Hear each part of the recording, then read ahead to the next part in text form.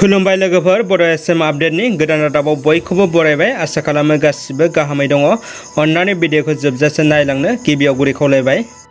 आयेन बेरेखायै जुरिमाना लाग्रा नंखाय पुलिस बिबानगिरि हमजादों।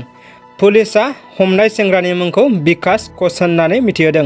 टुकुआखाना सदर थानानि सिङाव थानाय गबिन्दपुरनि बिकास कच मुंनि सेंग्राया सुनिबारखालि बेलासि लखिमपुर आरो धेमाजि जिल्लानि सिमनानि कटालगुरियाव गावखौनो पुलिसनि जौसिन बिबाननि बिबानगिरि होननानै कारफिउ सिफायनायनि दायाव माखासे सुबुंफोरनिफ्राय सिगि सग' खालामनानै आयेन बेरेखायै जुरिमाना लादोंमोन। जायगानि रायजोफ्रा सेंग्रानि फावफोरखौ नुनानै सन्देह खालामो आरो सेंग्राखौ हमथाना लाखिना पुलिसखौ खबर होयो। इयुनाव टुकुआखाना पुलिसआ सेंग्राखौ थानासिम लानानै थाङो। दासान्दि सेंग्राखौ टुकुआखाना पुलिसआ सोंथि खालामगासिनो दं होनना मिथिनो मोननाय जादों। सोनाब रायजोआव नखरखौ फोथांनो खामानि मावहैना रुंसारि जानाय महेन्द्र बर'खौ कर'नाजों थैदों होननाय खौराङा नंखाय होनना फोरमान जादों। दिनै रोखा खौरां मोनदों। एमजिएम कर'ना सेन्टार हस्पिटालनि रिपर्ट बायदिब्ला महेन्द्र बर'आ मेलेरिया बेरामजोंसो जिउ गोमादों। रायजोआव जादों गले गले जिनाहारनि जाथाय। कभिड-19जों उदां जानानै हस्पिटालनिफ्राय न'फारसे थाबायना फैबाय थानाय समावनो सासे आइजोखौ जिनाहारि खालामदों होनना मिथिनो मोन्दों। चराइदेवनि बरहाटनि नगामाथि गामिनि सासे आइजोआ कभिड-19जों उदां जानानै फाहामसालिनिफ्राय न'फारसे थाबायबाय थानाय समावनो सानै सुबुंजों जिनाहारि खालामजायो। बे जाथाया ओनसोलनाङैनो गिखांनाय सोमजिहोदों। बरहाट नगामाथि गामिनि साहा हारिनि नखरसेनि बिसि फिसाय आरो फिसाजोआ थांनाय 17 मे खालि कभिडआव गाग्लोबजानानै हम आइसोलेसनाव दंमोन। लासैनो साथामनिबो देहाया गाज्रि जाबोनायाव साथामखौबो साफैखाथियाव थानाय मडेल हस्पिटालाव थिसननाय जायो। गिबियावनो फिसाया मोजां जानायाव फाहामगिरिया न'सिम दैथायहरो। बेनि उनाव बिस्थिबारखालि बिजि आरो फिसाजोनि देहायाबो राफोद जानायाव फाहामसालिनिफ्राय बेलासि 2:30 रिंगासोआव थांनो होयो।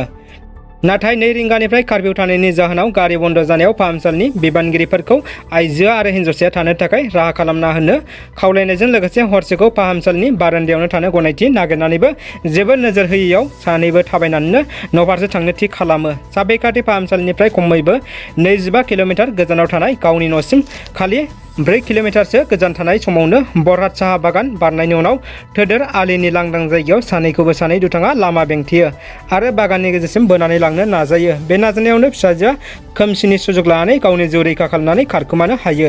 गुबुन फारसे आइजोखौ सानैबो दुथाङा बागाननि गेजेराव जिनाहारि खालामनायनि अजद दैखांदों। जाथाय जायगानिफ्राय खारखोमानानै हिन्जावसाया ओनसोलनि माखासे सुबुंखौ गासैबो बाथ्राखौ फोरमायो आरो पुलिसखौ खौरां होयो। बरहाट पुलिसआ जाथाय जायगायाव सौहैनायनि सिगाङावनो सानैबो दुथाङा खारखोमालाङो। पुलिसआ आइजोखौ बोखांनानै फाहामसालिसिम दैथायहरो। सानैबो दुथाङा आइजोखौ जिनाहारि खालामनायजों लोगोसे बुनायनि जाहोनाव खोमायाव खोनायै जायो। गुबुन फारसे गाग्लोबजाग्रा नखरनि खाथियाव बेलासि समाव सनारनि एमएलए धर्मेश्वर कौरआ सौहैयो आरो थासारिनि खौरां लायो। लोगोसे दायनिगिरिखौ थाबैनो हमनानै साजा होगोननि खोथा होयो नखरनि सुबुंफोरखौ। दानिया फैबावदो गुबुन मोनसे खौराङाव। भारत सोरखारा हादोराव खा आयेनखौ मावफुंनो लाहार फाहार खालामदों। गुबुन हादोराव आलाय सिलाय जानाय हिन्दुफोरखौ भारतआव आश्रय होनो थागथियारि जादों। हादोरा फारसेथिं कर'ना भाइरासजों गाग्लोबजानानै राहा गोथे जादों। आरोबाव दा खा आयेनखौ मावफुंनो नागिरनाय समाव आसामाव बे आयेनखौ गोख्रों हेंथा होदों। खा आयेनखौ मावफुङोब्ला गोख्रों अरजोंगोन होनना हुमखि होदों। जर'खायै आसुआ बे आयेननि हेंथा खालामदों। दानिया फैदो जोबथा खौराङाव। दैज्लां बोथोर फैनाय लोगो लोगो मिथिंगा बिखाया सोमखोर समायना जाबाय। आरोबाव जोबोद समायना रमायना मिथिंगानि महरजों हायना सारफावदों गवालपारानि समायना नुथायफोरा। सावगारिया ससियेल मिडियायाव गोबां शेयार जादों।